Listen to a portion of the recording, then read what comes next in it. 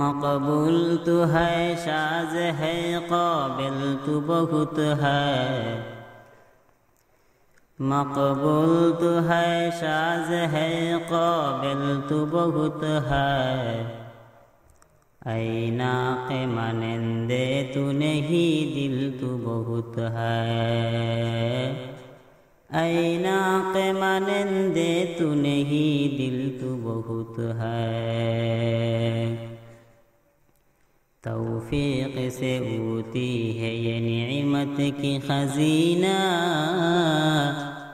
हर मर्द की ताकूत किया हर है निशाना हर मर्द की ताकूत किया हर है निशाना ऐ बंदाए खुदा चाहोगार उनकी मुलाकात ऐ बंदाए खुदा चाहोगार उनकी मुलाकात जल्दी से अबोटी सुन हजरत की नसीहत जल्दी से अबोटी सुन हजरत की नसीहत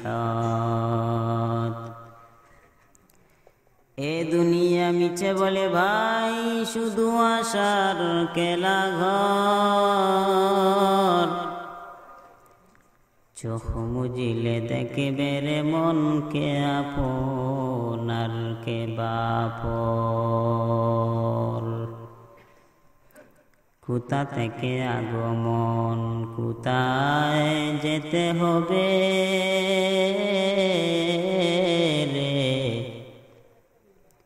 কে আনিল কি কারণে জানা নাই ভবেতে सुनो हाफिज बातू गोयम के गुलताजा नमी मानद अगर मानद सभी मानद दिगर मानद नमी मानद दीप्त कंठे हाफिज कहे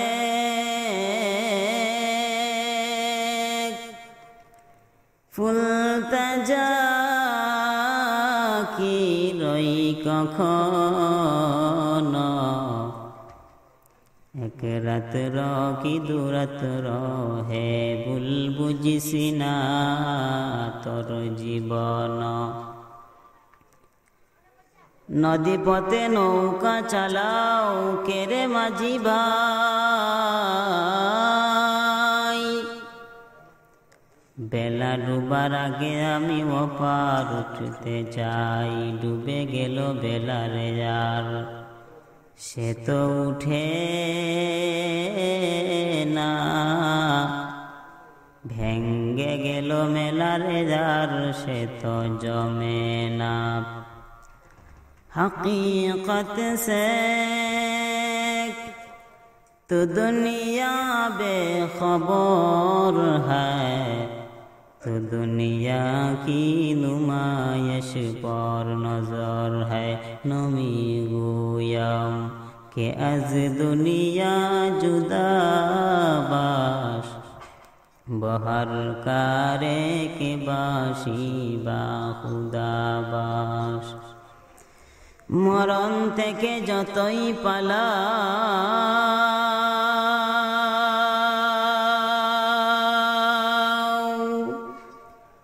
মরণ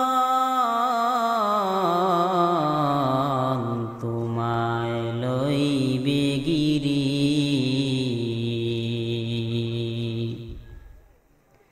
যদিও সদর আকাশ গিয়ে পরে লুকাও সে তাই তোমায় লইবে শিরি।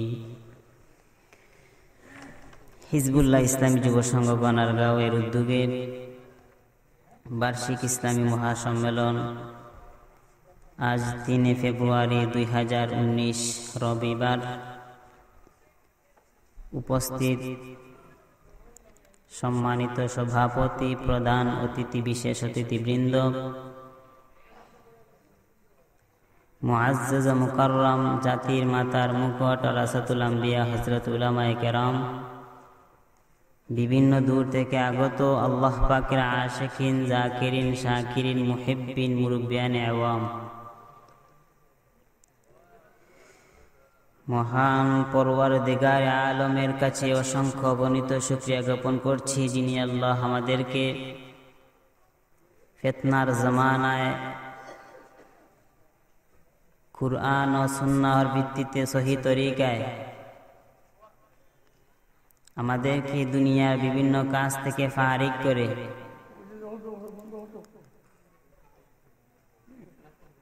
জান্নাতি মাহফিলে, গুনাহ মাফের মজলিসে আনার এবং বসার তৌফিক দান করেছেন। সেই মহান রবের দরবারে জবান খুলে ঈমানের তেজে তেজিয়ান হয়ে 10 মায়ের 10 সন্তানের বলিষ্ঠ কণ্ঠ একত্রিত করে বুকের তাজা রক্তকে গরম করে ফেলে হযরত খালিদ বিন ওয়ালিদ রাদিয়াল্লাহু তাআলা আনহুর মতো উচ্চ সুর দিয়ে সবাই পড়ি আলহামদুলিল্লাহ।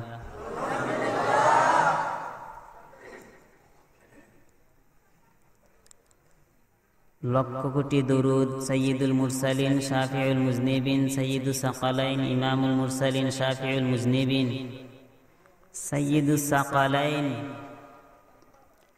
আশরাফুল আম্বিয়া সাইয়্যিদুল আম্বিয়া খাতামুন নবিয়্যিন হযরত মুহাম্মদুর রাসূলুল্লাহ সাল্লাল্লাহু আলাইহি ওয়া আলিহি ওয়াসাল্লামের উপর সর্বোপরি শুকর যাদের অক্লান্ত পরিশ্রমের বিনিময়ে আজকের এই সুন্দর আয়োজন, টাকা দিয়ে হোক, মাইক, প্যান্ডেল, লাইট দিয়ে হোক, সহযোগিতা করে হোক, বিভিন্ন মাধ্যম দিয়ে যারা এই সুন্দর আয়োজনের পিছনে কষ্ট করেছেন, আল্লাহ পাক যেন দুনিয়ার জীবনে শান্তি এবং পরকালে মুক্তির ব্যবস্থা করে দেন। সকলে বলুন আমিন। পৃথিবীর শ্রেষ্ঠ শয়তান, পৃথিবীর শ্রেষ্ঠ ইতর সেই ব্যক্তি যেই ব্যক্তি আল্লাহর রাসূল সাল্লাল্লাহু আলাইহি ওয়া আলিহি ওয়াসাল্লামের উপর দরুদ পড়তে অক্ষম। কথা ঠিক নেই? আমি অথচ জানি এই এলাকাতে আশিকে রাসূলের অভাব নাই। আশিকে রাসূলের পরিচয় কি চাপার জুড়ে নাকি কাজের মাধ্যমে? বলেন তো। আপনাদের আমলের দ্বারা, আপনাদের কাজের দ্বারা প্রমাণ করতে হবে যে আমি সত্যিকারের আশিকে রাসূল। সবাই একই কণ্ঠে পড়েন তো সাল্লাল্লাহু আলাইহি ওয়া আলিহি ওয়াসাল্লাম। আমি আপনাদের সামনে কুরআনে কারীম থেকে খানা আয়াত তেলাওয়াত করেছি।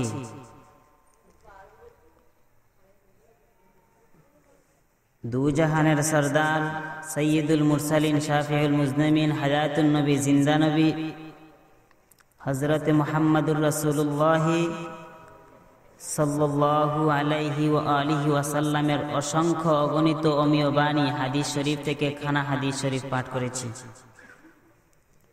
আল্লাহ পাক যেন আমাকে আমলের নিয়তে কিছু কথা বলার মতো, আপনাদেরকেও আমল করার উদ্দেশ্যে সওয়াবের নিয়তে কিছু কথা শুনবার মতো তৌফিক দান করেন। সকলে বলুন আমিন। আমার তেলাওয়াতকৃত আয়াতের মধ্যে মহান আল্লাহ রাব্বুল আলামিন ইরশাদ করেন, ইয়া আইয়ুহাল্লাযীনা আমানু আতিউল্লাহা ওয়া আতিউর রাসূল। হে ঈমানদারগণ, হে ঈমানদারগণ, বান্দা হোক আর বান্দি হোক, যারা ইসলাম গ্রহণ করেছে, ইসলাম কবুল করেছে, তারাই তো ঈমানদার। কথা ঠিক কিনা? আল্লাহ রাব্বুল আলামিন ঈমানদারগণকে উদ্দেশ্য করে বলছেন, হে দুনিয়ার ঈমানদার বান্দা এবং বান্দিগণ, আল্লাহ এবং আল্লাহর রাসূলের ইতাআত করো। ইতাআত অর্থাৎ অনুসরণ করো। অনুসরণ করতে হলে কয়েকটি পদ্ধতি আছে। ডাইরেক্ট কোনো মানুষকে পেতে পারে না, অন্যের মাধ্যম দিয়ে পেতে হয়। কথা ঠিক কিনা? ঠিক তেমনি ভাবে আল্লাহ এবং আল্লাহর রাসূলের অনুকরণ যদি করতে চাও, তাহলে আপনি মাধ্যম ব্যবহার করতে হবে। আর সেই মাধ্যমটা কোন মাধ্যম, সেটাও আল্লাহ রাব্বুল আলামিন বাতিয়ে দিয়েছেন এবং আল্লাহর রাসূল সাল্লাল্লাহু আলাইহি ওয়াসাল্লাম উনার হাদিস শরীফের মধ্যে বাতিয়ে দিয়েছেন। বলেন সুবহানাল্লাহ।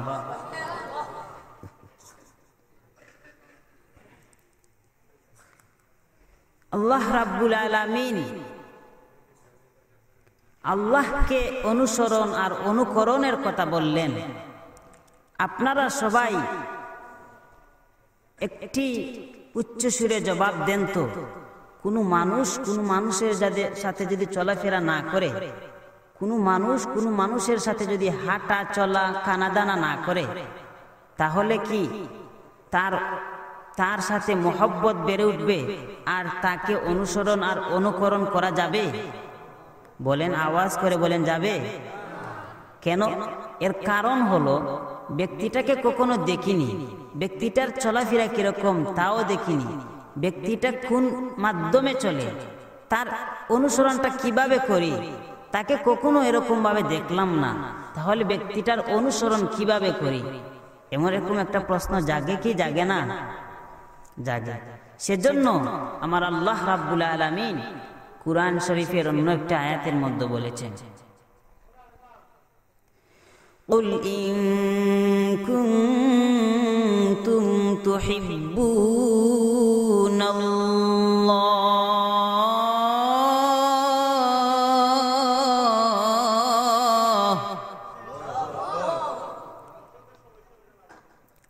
আল্লাহ রাব্বুল আলামিন আল্লাহর নবীজিকে বলেন, হে পয়গম্বর, আপনি আপনার উম্মতদেরকে জানিয়ে দাও, যারা আমি নবীজিকে আমি আল্লাহকে ভালোবাসতে চায়, আমি আল্লাহকে যারা ভালোবাসতে চায়, তারা যেন আপনি নবীজিকে ভালোবেসেন। ফাত্তাবিউনি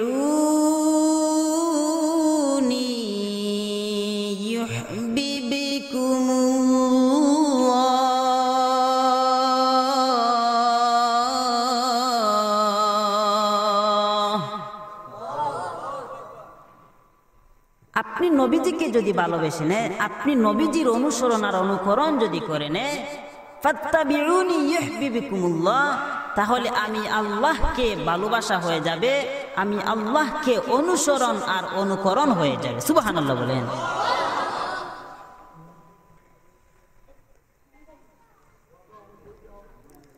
তাহলে প্রথম পদ্ধতি পাইলাম যে আল্লাহ রাব্বুল আলামিনের অনুসরণ আর আল্লাহ রাব্বুল আলামিনের অনুকরণ ডাইরেক্ট পাবেন না, মাধ্যম ব্যবহার করতে হবে। কার বলেন? আল্লাহর রাসূল সাল্লাল্লাহু আলাইহি সাল্লামের অনুসরণ অনুকরণ করলে আল্লাহ রাব্বুল আলামিনের অনুসরণ আর অনুকরণ করা হয়। আর আল্লাহ রাব্বুল আলামিনের অনুসরণ আর অনুকরণ করে যদি তোমাদের জীবন চালাও, তাহলে কোনো সন্দেহ নাই ডাইরেক্ট জান্নাত। জান্নাত বোঝা যায়, আপনারা কয়েকবার পেয়েছেন, সুবহানাল্লাহর আওয়াজে বোঝা গেল। জুড়ে বলেন সুবহানাল্লাহ।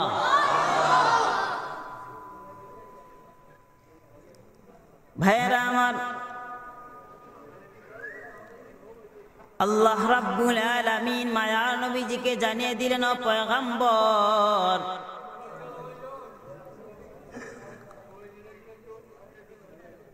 আপনি আপনার উম্মতেরকে জানিয়ে দাও, আপনি আপনার উম্মতেরকে বাতিয়ে দাও, আপনার উম্মত যদি আমি আল্লাহকে ভালোবাসতেই চাই, আপনার উম্মত যদি আমি আল্লাহকে অনুসরণ আর অনুকরণ করতে চাই, তাহলে সে যেন আপনি নবীজিকে ভালোবেসে নেয়। আর আপনি নবীজিকে যদি ভালোবেসে নেয় পয়গম্বর, আমি জানিয়ে দিলাম আমি আল্লাহকে ভালোবাসা হয়ে যায়। ভাইয়েরা আমার, এখন বুঝেন মায়ার নবীজি জানিয়ে দিলেন, মায়ার নবীজিকেও যদি ভালোবাসতেই হয় আমাদের চাপার জোরে ভালোবাসা হবে না, কথা ঠিক নেই? আমরা সারাটা জীবন চালাইলাম মায়া নবীজিকে ভালোবাসি, মায়া নবীজিকে ভালোবাসি, তারপরেও বছরে একবার, সারাটি বছর নবীজির সুন্নত নাই, নবীজির সুন্নতি পাঞ্জাবি নাই, নবীজির সুন্নতি টুপি নাই, নবীজির সুন্নতি দাড়ি নাই। আর বছরে একবার নবীজির নামে স্লোগান দিয়া, মিষ্টি খাইয়া জিলাপি খাইয়া লাফাইয়া বললা আমি নবীজিকে ভালোবাসি। ওরে মুসলমান শুনিয়া নাও, যে জায়গার মধ্যে আলো আছে সে জায়গাতে মোমবাতির কোনো প্রয়োজন আছে? যে জায়গাতে পানি আছে সে জায়গাতে তায়াম্মুমের কোনো দরকার নাই। যে জায়গার মধ্যে কুরআন হাদিসের স্পষ্ট দলিল যে মায়া নবীজিকে যদি ভালোবাসতে চাও, তাহলে তুমি তোমার আমল, তুমি তোমার সুন্নাত, তুমি তোমার কাজের দ্বারা প্রমাণ করে দেখাও। আর আপনি আপনার বছরে একবার লাফাইলা, বছরে একবার লাফাইলা আর মিষ্টি আর জিলাপি খেয়ে বললা আমি নবীজিকে ভালোবাসলাম। আমার আল্লাহ কুরআন হাদিসের দ্বারা ভালো করে বাতিয়ে দিলেন নবীজিকে কেমনে ভালোবাসা যায়। তুমি তোমার লাফানির দ্বারা কখনো তোমার অনুসরণ আর ভালোবাসা হবে না, কারণ যে জায়গার মধ্যে কুরআন এবং হাদিস আছে সে জায়গার মধ্যে কখনো চাপার জোর চলবে না, কথা ঠিক নেই? আলো আছে, মোমবাতির প্রয়োজন আছে, পানি আছে, তায়াম্মুমের প্রয়োজন দরকার নাই। যে জায়গার মধ্যে কুরআন হাদিসের স্পষ্ট দলিল সে জায়গার মধ্যে মুখের চাপার কোনো প্রয়োজন নাই। ভাইয়েরা আমার, এখন মায়া নবীজি কি বলেন শুনেন। ক্বালান নাবিয়্যু সাল্লাল্লাহু আলাইহি ওয়া আলিহি ওয়াসাল্লাম, মান আহাব্বা সুন্নতি ফাকাদ আহাব্বানি ওয়া মান আহাব্বানি কানা মাই ফিল জান্নাহ। পয়গম্বর বলেন, যদি আমি নবীজিকে ভালোবাসতে চাও, যদি আমি নবীজিকে অনুসরণ করতে চাও, তাহলে শুনে নাও পদ্ধতি যেটা সেটা হচ্ছে আমার সুন্নত। কি? কার সুন্নত? আরো জুড়ে বলেন, কার সুন্নত? মায়ার নবীজির সুন্নত কি? এখন আমরা প্রত্যেকটা জিনিস না বুঝি, বুঝার কোনো সিস্টেম নাই, কারণ আমরা তো কুরআন হাদিসের জ্ঞান নিয়ে চলি না। মায়ার নবীজির সুন্নত কি তাও আমাদের ভালো করে জানা নেই। শুনিয়া নাও মায়ার নবীজির সুন্নত। মায়ার নবীজি বলে দিলেন, ও দুনিয়ার উম্মতের দল, যদি আমি নবীজিকে ভালোবাসতেই চাও, যদি আমি নবীজিকে অনুসরণ আর অনুকরণ করতে চাও, তাহলে আমার পদ্ধতি, আমার সুন্নতকে তোমরা তাআত করিয়া নাও, আমার সুন্নতের অনুসরণ করো। আমার সুন্নতের অনুসরণ করিয়া যদি তোমার জীবনটা চালাও, তাহলে মুসলমান কোনো সন্দেহ নাই তুমি জান্নাতি। ভাইরা আমার, মায়া নবীজি জানিয়ে দিলেন, ও দুনিয়ার উম্মত, আমার মোহাব্বত আর আমার ভালোবাসা হয়েছে আমার তরিকা সুন্নত। আর আমি নবীজিকে যদি তোমরা মোহব্বত করে নাও, আমি আল্লাহকেও, আমার আল্লাহকেও মোহব্বত করা হয়ে যায়। তাহলে আমরা ভালো করে জানলাম, ও দুনিয়ার উম্মত, আল্লাহকে ভালোবাসতে হলে নবীজির ভালোবাসা, আর নবীজিকে যদি ভালোবাসতেই চাও তাহলে নবীজির সুন্নত। আর নবীজির সুন্নত কোথায় থেকে পাইবা? শুনিয়া নাও, মায়া নবীজি বাতিয়ে দিয়ে গেছেন, আল উলামা ওয়ারাসাতুল ওয়ারাসাতুল আম্বিয়া, উলামাগণ হয়েছে আমার ওয়ারিস। যদি তোমরা সুন্নতের ঘাটতি কোনো জায়গাতে পেয়ে যাও, এই টুপি কিভাবে লাগাইবা জানা নয়, মসজিদে গেলা হাত কোথায় বাঁধবা, বুকের উপরে বাঁধবা নাকি হাঁটুর মাঝে বাঁধবা, এটা নিয়ে তুমি দ্বন্দ্বে পড়ে গেছো। যদি এই জিনিসটা তুমি জানতে চাও, আমার মায়ার নবীজির রেখে যাওয়া ওয়ারিস আলিম উলামাদের কাছে গিয়ে যাও। আলিম উলামাদের কাছে যদি যাও, রাসূলের সুন্নত ভালো করে জানতে পারবা। আর রাসূলের সুন্নত যদি ভালো করে জানো, মায়ার নবীজি অনুসরণ আর অনুকরণ তুমি করতে পারবা। মায়ার নবীজির অনুসরণ আর অনুকরণ যদি করে নাও, আমার আল্লাহর অনুসরণ আমার আল্লাহর অনুকরণ হয়ে যায়। আমার আল্লাহর অনুসরণ আর অনুকরণ করিয়া যদি তোমার জীবনটা চালাও, ও দুনিয়ার উম্মত ভালো করে শুনিয়া নাও, তুমি জান্নাতি।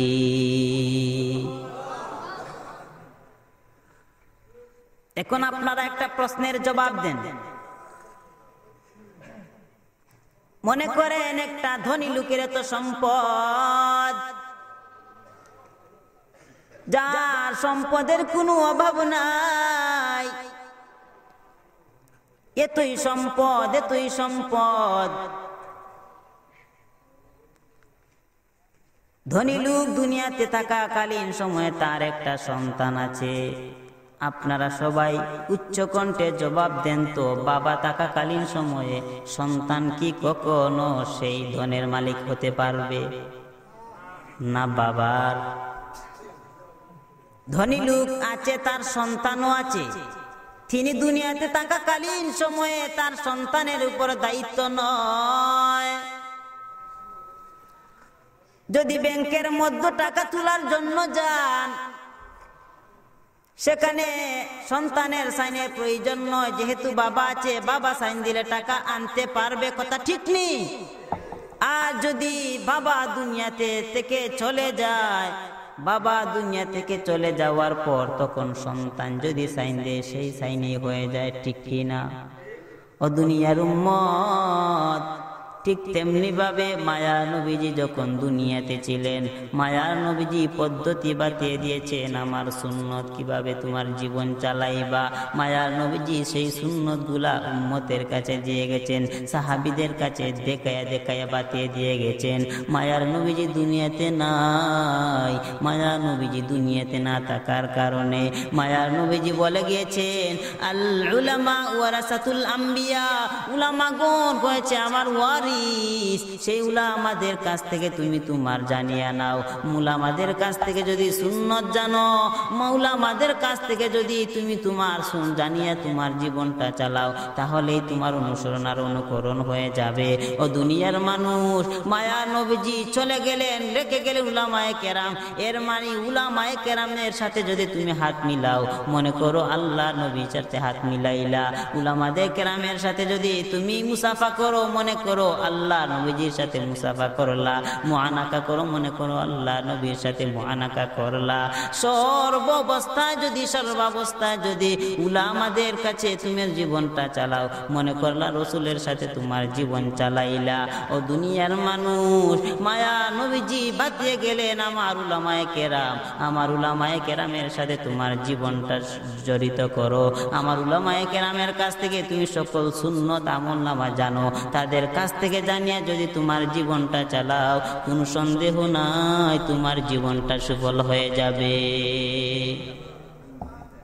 ইয়া আইয়ুহাল্লাযীনা আমানু আতিউল্লাহা ওয়া আতিউর রাসূল, হে ঈমানদারগণ, আল্লাহ এবং আল্লাহর রাসূলের অনুকরণ করো। ওয়ালা তুবতিলু আমালাকুম, আল্লাহ এবং আল্লাহ রাসূলের অনুসরণ আর অনুকরণের মাধ্যমে যে আমলটা করবা, ওয়ালা তুবতিলু আমালাকুম, সেই আমলের মধ্যে কোনো ধরনের বেজাল ঢুকানো যাবে না, সেই আমলের মধ্যে কোনো ধরনের কোনো ত্রুটি ঢুকানো যাবে না। তবে শুনিয়া নাও, ত্রুটি ঢুকতে পারে, টুকি ঢুকার অনেক রাস্তা আছে। যদি বেজাল ঢুকিয়া যায়, তোমার আমলটা কেটে যাবে। মায়ার নবীজি এবং আল্লাহর অনুসরণের মাধ্যমে যে আমলটা করলা, যদি সেই কাজের মধ্যে ত্রুটি ঢুকাও তাহলে তোমার আমলটা কেটে যাবে, আমলটা কেটে যাবে। আর আমলটা কেটে নিয়ে যাবে দুই ধরনের শয়তান, একটা হয়েছে মানুষ শয়তান আর একটি হয়েছে জিন শয়তান। মানুষ শয়তান আর জিন শয়তান, সেই দুটি শয়তানের ওয়াসওয়াসা বড় খারাপ, সেই দুটি শয়তানের ওয়াসওয়াসা বড়ই খারাপ। সেই দুই শয়তান তোমাকে ওয়াসওয়াসা দিবে কিভাবে তোমাকে সেই ভালো কাজ থেকে ফিরানো যায়, ভালো কাজ থেকে কিভাবে তোমাকে ফারিক করা যায়। সেজন্য সেই মানুষ শয়তান আর জিন শয়তান ওয়াসওয়াসা দিবে। সেজন্য দেখবেন আমরা যখন নামাজে দাঁড়াই, নামাজে দাঁড়ানোর পর আমাদের মন নামাজে থাকে না, আমাদের মন এদিক সেদিক চলে যায়। কথা ঠিক কি না? এর কারণ হয়েছে আমাদেরকে শয়তান নামক যেই একটা ইবলিস সেটা ওয়াসওয়াসা দিয়ে ফেলে। সেজন্য আমরা যখন ভালো কাজের দিকে যাই আমাদেরকে বাধা দেয়, বা হারাম কাজের দিকে যায় আমাদেরকে আকৃষ্ট করে। ফজরের নামাজের সময় ঘুম থেকে তুলতে দেয় না, সারা রাত যদি ঘুম নাও হয় ফজরের সময় ঘুমটা খুব আরামেই হয়। কথা ঠিক কিনা? ও মুসলমান ভাই, এর কারণ হয়েছে জিন শয়তান তোমার উপর ওয়াসওয়াসা করে ফেলেছে। আর জিন শয়তানের কাজই হলো তোমার আমলটাকে বরবাদ করা, তোমার আমলটাকে জিন শয়তান বরবাদ করে ফেলবে। আর সেই জিন শয়তান যদি তোমার আমলটা বরবাদ করে দেয় তাহলে স্মরণ রেখে নাও, মনে রেখে নাও, তুমি যে জান্নাত পাইবা কখনো সেটা ধারণা করতে পারবা না, কারণ তোমার আমলটা কেটে নিয়ে যাবে। আর একটি হয়েছে মানুষ শয়তান, সেই মানুষ শয়তানের ওয়াসওয়াসা জিন শয়তান থেকে আরো খারাপ। কারণ আমরা যদি এখানের মধ্যে বসিয়া আল্লাহ রাব্বুল আলামিনের উপর জিকির করতে শুরু করে দেই, আল্লাহ রাব্বুল আলামিনের উপর জিকির করার কারণে জিন শয়তান পালিয়ে যাবে। আল্লাহ রাব্বুল আলামিনের আওয়াজ যতক্ষণ শুনবে ততক্ষণ পর্যন্ত জিন শয়তান আর সামনে টিকে থাকতে পারবে না, সে দৌড়িতে থাকবে। কিন্তু মানুষ শয়তান এতই খারাপ, মানুষ শয়তানকে কখনো জিকিরে পালানো যায় না, কখনো তেলাওয়াতে পালানো যায় না, আজানে পালানো যায় না। মানুষ শয়তানকে যদি তুমি পালাতেই চাও তাহলে যেই মাধ্যমটা ব্যবহার করতে হবে সেই মাধ্যমের নাম হয়েছে বেতের বাড়ি। আরো জুড়ে বলেন, কথা ঠিক কিনা? মানুষ শয়তান এতই খারাপ, তুমি এই মাহফিলের মধ্যে বসলেন, মাহফিলের মধ্যে তুমি 10,000 টাকা দিলেন, মানুষ শয়তান ওয়াসওয়াসা দিবে তোমাকে, আরে ভাই এই যে মাহফিলের মধ্যে তুমি 10,000 টাকা দিলা, সেই 10,000 টাকা দিয়ে যদি ছোট্ট একটি ঘর বানাইতে পারতা তাহলে তোমার অনেক উপকার আসতো। তুমি অনেক ধরনের অনেক প্রাণী সেখানের মধ্যে তুমি লালন পালন করতে পারতা। এরকম ভাবে ওয়াসওয়াসা দিয়ে ফেলবে মানুষ শয়তান। মানুষ শয়তান কখনো তোমাকে ভালো কাজে যাইতে দিবে না, মানুষ শয়তান। সেজন্য মানুষ শয়তানদের ওয়াসওয়াসা থেকে তোমাদের বাঁচতে হবে মুসলমান। হযরত শাহজালাল রহমতুল্লাহি আলাইহি সিলেটের জমিনে আসলেন। সিলেটের জমিনে আসার পর উনার হাতে একটা লাঠি ছিল। আপনারা আপনাদের মনে প্রশ্ন জাগতে পারে যে তিনি একজন আলিম মানুষ, তিনি একজন মাওলানা, তিনি একজন আলেম, তিনি একজন আল্লাহর ওলি, উনার হাতে কিসের জন্য লাঠি? ওরে বাবা, কাউকে আঘাত করার জন্য নয়, কাউকে হাঙ্গামা করার জন্য নয়, ভালো করে শুনিয়া নাও। উনার হাতে লাঠি ছিল, এর কারণ হয়েছে আমাদের মতো আলিম উলামারা যারা, তারা দেখবেন টুপি নিয়ে জীবন চালান, তারা পাগড়ি নিয়ে পাঞ্জাবি নিয়ে তাদের সুন্নতি লেবাস নিয়ে জীবন চালান। কোনো মুনাফিক নামের সরদার, কোনো নামদারি মুনাফিক যদি আমাদের টুপি ধরে টান দেয়, আমাদের পাঞ্জাবি ধরে টান দেয়, আমাদের পাগড়ি ধরে টান দেয়, তাহলে আমাদের উলামা কেরামদের রেখে যাওয়া আত্মরক্ষামূলক লাঠি ব্যবহার হতে পারে, ঠিক কিনা? আপনার উচ্ছৃঙ্খল করছে কেন? বয়ান বন্ধ করে দিব? বয়ানের সৌন্দর্যতা নষ্ট হচ্ছে না? আপনাদের যদি ভালো নাই লাগে মাহফিলে আসা কি প্রয়োজন?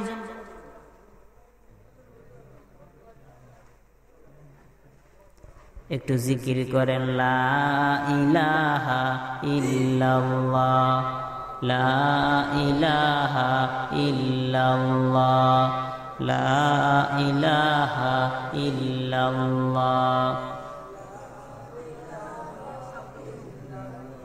লা ইলাহা ইল্লাল্লাহু মুহাম্মাদুর রাসূলুল্লাহ।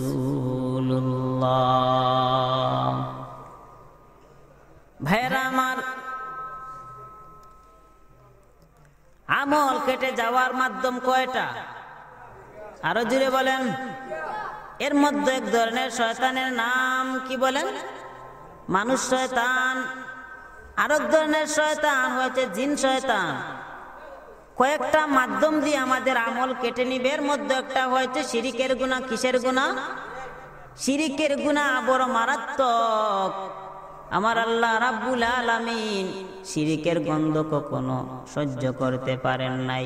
ইন্নাশ শিরকা লাযুলমুন আযীম, নিশ্চয় শিরিকের গুনাহ বড় জুলুম। শিরিকের গুনাহ বড় মারাত্মক। শিরিক যারা করে তাদের আমলটা কেটে যায়। ও মুসলমান নবীর উম্মত, আমাদের আল্লাহ আসমান বানাইলেন, জমিন বানাইলেন। আমার আল্লাহ আসমান আর জমিন বানাইলেন। আমার আল্লাহ পাহাড় পর্বত নক্ষত্র বানাইলেন। আর ওর জায়গা যদি আরেকজনকে সীমাবদ্ধ করাই হয়, আপনারা একটু চিল্লিয়া জবাব দেন।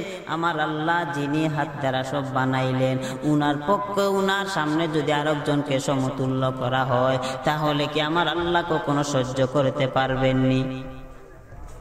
কখনো সহ্য করার কথা নয়। কারণ আমার আল্লাহ তাম দুনিয়া বানাইলেন, আসমান জমিন পাহাড় পর্বত নক্ষত্র আমার আল্লাহ বানাইলেন। আমার আল্লাহ পৃথিবীর সব বানাইলেন। আর উনার সমকক্ষ মানুষ অহরহ করতেছে।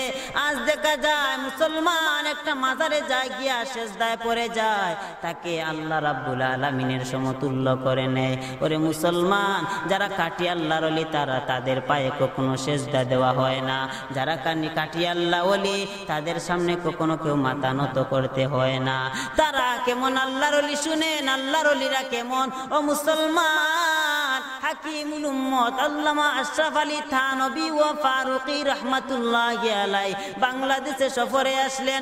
বাঙালি আলিম প্রশ্ন করলেন, সাহেব, আমরা আল্লাহ রাসূলের হাদিস শরীফ থেকে জানতে পারলাম, আল্লাহ রাসূলের হাদিস শরীফ থেকে জানতে পারলাম, কোন সন্তান যদি তার মায়ের দিকে নেক নজর দিয়ে তাকায়, তাহলে আমরা হাদিস শরীফ থেকে জানতে পারলাম একটা কবুল হজের সওয়াব পাওয়া যায়।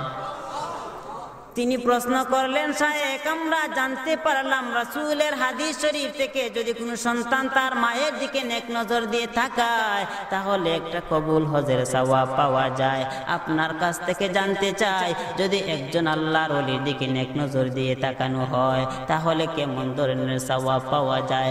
আল্লামা আশরাফ আলী থানভী ও ফারুকী রাহমাতুল্লাহি আলাইহি বললেন, ও বাঙালি আলেম, শুনিয়া নাও, একটা সন্তান যদি তার মায়ের দিকে নেক নজর দিয়ে তাকায়, তাহলে বাইতুল্লাহ জিয়ারত পাওয়া যায়। ও বাঙালি আলেম, শুনিয়া নাও, যদি একজন আল্লাহর ওলির দিকে নেক নজর দিয়ে তাকানো হয়, তাহলে বাইতুল্লাহ জিয়ারত না রে বাবা, বাইতুল্লাহ নয়। যদি আল্লাহর ওলির দিকে নেক নজর দিয়ে তাকানো হয়, খাঁটি আমার আল্লাহকে পাওয়া যায়।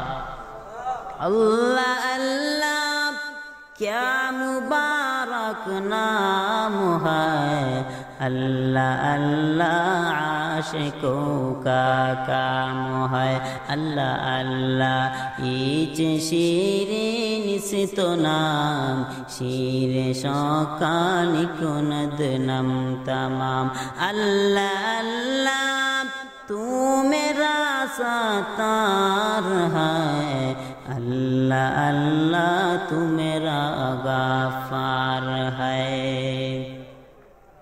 তো বলছিলাম আমাদের আমল কেটে নিবে। এর মধ্যে একটি মাধ্যম হয়েছে শিরিক। শিরিকের গুনাহ যদি মুসলমান করো, তাহলে আমার আল্লাহ তোমাদের আমল কেটে নিয়ে যাবেন। আমার আল্লাহ তোমাদের আমল কেটে নিয়ে যাবেন।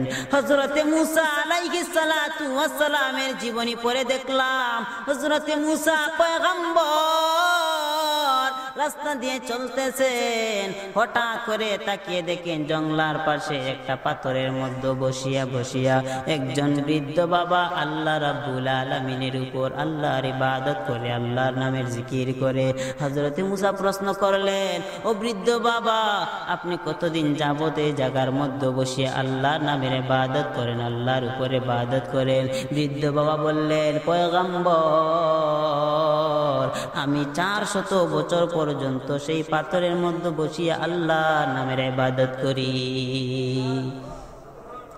হযরত মুসা আলাইহিস সালাতু ওয়াস সালাম বললেন, ও বৃদ্ধ বাবা, আপনি যে 400 বছর পর্যন্ত এই জায়গার মধ্যে বসে আল্লাহর নামের ইবাদত করেন, তাহলে আপনাকে রিজিকের ব্যবস্থা করেন কে? আর রিজিক আপনার মাধ্যমে কিভাবে আসে? তিনি বললেন, আমাকে 400 বছর পর্যন্ত আমার আল্লাহ আসমান থেকে খাদ্যের ব্যবস্থা করেছেন। তখন তিনি বললেন, আপনার কি কোনো আশা আছে নাকি? বৃদ্ধ বাবা বললেন, ও পয়গম্বর, আমার 2টা আফসোস আছে, 2টা আশা আছে। মুসা পয়গম্বর বললেন, কি কি? উনি বললেন, আমার একটা আফসোস হয়েছে, আমি আমার পয়গম্বর, আমি আমার যুগের নবীজিকে দেখতে চাই। 2 নম্বর, আমি একটু ঠান্ডা পানি খেতে চাই। মুসা পয়গম্বর বললেন, আমি তোমার যুগের পয়গম্বর, আমাকে ভালো করে দেখিয়া নাও। আর 2 নম্বরে, একটু ঠান্ডা পানি খেতে চাও, দাঁড়াও, আমি তোমার জন্য একটু ঠান্ডা পানি নিয়ে আসতেছি। যখন তিনি গেলেন একটু ঠান্ডা পানি নিয়ে আসার জন্য, যখন তিনি গেলেন, যাওয়ার পর যখন ঠান্ডা পানি নিয়ে আবার চলে আসলেন, আসিয়া দেখেন বৃদ্ধ বাবা আর দুনিয়াতে নাই। তিনি এসে সামনে দাঁড়াইলেন, দাঁড়িয়ে আল্লাহর কাছে বললেন, ও মাওলা, ও গো মাওলা, আপনি কেমন? সেটা কি আপনার ইনসাফ হলো নাকি? আপনি আমার আল্লাহ রাব্বুল আলামিন দয়াময় রহমান রহিম হইয়া আপনি কিভাবে ওই বৃদ্ধ বাবাকে দুনিয়া থেকে নিয়ে গেলেন? যেই ব্যক্তিটা 400 বছর পর্যন্ত আপনাকে ভুলে নাই, সেই ব্যক্তিটাকে আপনি একটু ঠান্ডা পানি না খাওয়ায় কিভাবে দুনিয়া থেকে বিদায় করলেন? আমার আল্লাহ রাব্বুল আলামিন বললেন, ও পয়গম্বর মুসা, তুমি বুঝো না, তাহলে ভালো করিয়া বুঝিয়া নাও। একটা প্রশ্নের জবাব দাও, এই 400 বছর পর্যন্ত এই বৃদ্ধ বাবাকে রিজিকের ব্যবস্থা করেছেন কে? আর জুড়ে বলেন, কে? আল্লাহ নামটি মুখে দিয়ে আসে না, জুড়ে বলেন আল্লাহু আকবার। এই 400 বছর পর্যন্ত ওই বুড়া বৃদ্ধ বাবাকে কে রিজিকের ব্যবস্থা করেছেন? যে আল্লাহ 400 বছর পর্যন্ত রিজিকের ব্যবস্থা করেছেন, আপনারা জবাব দেন, ওই আল্লাহ কি একটু ঠান্ডা পানি দেওয়ার ক্ষমতা রাখেন নাই? অবশ্যই আমার আল্লাহ একটু ঠান্ডা পানি খাওয়াতে পারেন, কিন্তু আমার আল্লাহর কাছে ঠান্ডা পানি না চেয়ে কেন মুসা আলাইহিস সালাতু ওয়াস সালামের কাছে চাইল?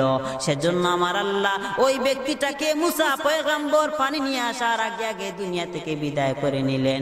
আমার আল্লাহ জানিয়ে দিলেন, ও পয়গম্বর, যে আমি আল্লাহ 400 বছর পর্যন্ত থাকে আমি রিজিকের ব্যবস্থা করতে পারলাম। আর এখন একটু পানি চাওয়ার জন্য আমাকে না চেয়ে আপনার কাছে কেন চাইল? সে শিরিক করে ফেলেছে, আর শিরিকের গুনাহ আমি কখনো সহ্য করতে পারি নাই, শিরিকের গুনাহ আমি কখনো সহ্য করতে পারি নাই, সেজন্য আমি ওকে দুনিয়া থেকে বিদায় করে নিলাম। ভাইয়েরা আমার, শিরিকের গুনাহ করলে আমল কেটে যাবে। 2 নাম্বার হয়েছে, আল্লাহ রাসূলের সাথে যদি বেয়াদবি করা হয়, আল্লাহ রাসূলের সুন্নতকে নিয়ে যদি বেয়াদবি করা হয়, তাহলে আমল কেটে যাবে। কিভাবে রাসূলের সাথে বেয়াদবি করাই হয়? মায়া নবীজির সুন্নতকে যদি কেউ ছোট মনে করে, মায়া নবীজির সুন্নতকে যদি কেউ অকাট্যভাবে ছোট মনে করে ফেলিয়ে দেয়, তাহলে তার আমলটা কেটে যাবে। যদি মায়া নবীজির সুন্নতকে তার প্রত্যেকটা জীবনে, শারীরিক জীবন, অর্থনৈতিক জীবন, প্রত্যেকটা জীবনে মায়া নবীজির সুন্নতকে তার জীবন দ্বারা লেবাস লাগিয়ে নেয়, তাহলে মনে রাখে নাও তার মায়া নবীজিকে অনুসরণ করা হয়ে যাবে। আর রাসূলের কোনো একটা সুন্নতকে যদি সে ছোট মনে করে, তাহলে সেই আমলটা তার কেটে যাবে। সেজন্য একজন সাহাবী হযরতে যায়েদ বিন সাবিত রাদিয়াল্লাহু তাআলা আনহু, আয়াত নাজিল হয়ে গেল যে মায়া নবীজির সামনে যদি কেউ উচ্চ সুরে কথা বলে, তাহলে তার আমল কেটে যাবে। মায়া নবীজির সাথে যদি কেউ উচ্চ কণ্ঠে কথা বলে, তার আমলটা কেটে যাবে, মায়া নবীজির সামনে কেউ উচ্চ স্বরে কথা বলতে পারবে না, হারাম। যখন আয়াতটি নাজিল হয়ে গেল, এদিকে যায়েদ বিন সাবিত রাদিয়াল্লাহু তাআলা আনহু দরজায় তালা লাগিয়ে কান্না করতে শুরু করলেন। তিনি এরকম ভাবে কান্না করলেন, ও মাওলা, আমার কণ্ঠ বড় বিশাল, আমার কণ্ঠ বড় হওয়ার কারণে আমার আমলটা কেটে যাবে, সেজন্য আমি এখন কি করি?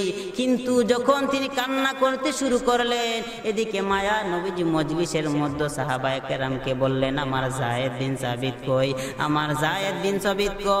মায়া নবীজির কথা শুনিয়া একজন সাহাবী গিয়া হযরতে যায়েদ বিন সাবিতকে নিয়ে আসলেন। মায়া নবীজি প্রশ্ন করলেন, যায়েদ বিন সাবিত, তুমি মজলিসে কেন নাই? তিনি বললেন, ওগো নবীজি, আয়াত নাজিল হয়ে গেল যে আপনার সামনে উচ্চ সুরে কথা বলা হারাম। আমার কণ্ঠ বিশাল হওয়ার কারণে আমি আপনার সামনে উচ্চ সুরে কথা বলি, কি জানি হয়ে যায়, সেজন্য আসি নাই। মায়া নবীজি বলেন, ও যায়েদ বিন সাবিত, আপনার জন্য আয়াত নাজিল হয় নাই, অথচ এর আগে আমার আল্লাহ আমাকে জানিয়ে দিয়েছেন তোমার জন্য বিনা হিসাবে জান্নাত। যতটুকু আলোচনা করলাম, আল্লাহ পাক যেন আমাদেরকে প্রত্যেকটা কথার উপর আমল করার তৌফিক দান করেন। সকলে বলুন আমিন। ওয়া আখিরি দাওয়ানা আলহামদুলিল্লাহি রাব্বিল আলামিন। আসসালামু আলাইকুম ওয়া রাহমাতুল্লাহ।